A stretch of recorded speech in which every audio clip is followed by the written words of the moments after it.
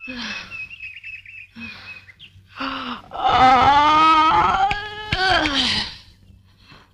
বাবারে, জয় মা জয় মা। মিনু, হ্যাঁ মিনু, জয় বাবা জয় বাবা, জয় ব্রহ্মা মহেশ্বর, জয় জয় জয় দুর্গা লক্ষ্মী সরস্বতী, জয় জয় ভগবান দেবতা। আমায় ডাকছো? দেবতা তুমি কি গো, সকালে উঠে একটু ঠাকুর দেবতার নাম করছি, তুমি আমার ঝাঁটা দেখালে? উঠুন ঝাড় দিচ্ছিলাম, তো হাতে ঝাঁটা থাকবে না তো কি রজনীগন্ধা স্টিক থাকবে? আচ্ছা হলো তো, এখন বলো কি বলবে। শুনলে তোমার বোনের কথা শুনলে? কি গো শুনছো?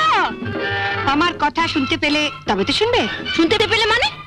মানে 10 বছর আগে যখন তুমি এ বাড়ির বউ হয়ে আসনি, তখন দাদা আমাদের সবার কথা স্পষ্টভাবে শুনতে পেত।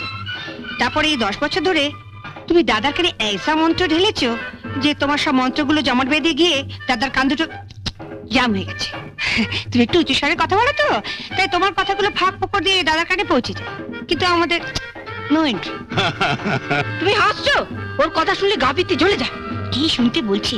তুমিও দাদার মতন দুটো কানে নো এন্ট্রি বোর্ড ঝুলিয়ে নিলেই পারো না। এখন তাড়াতাড়ি বলো কেন ডেকেছো? ওদিকে আমার অনেক কাজ পড়ে আছে।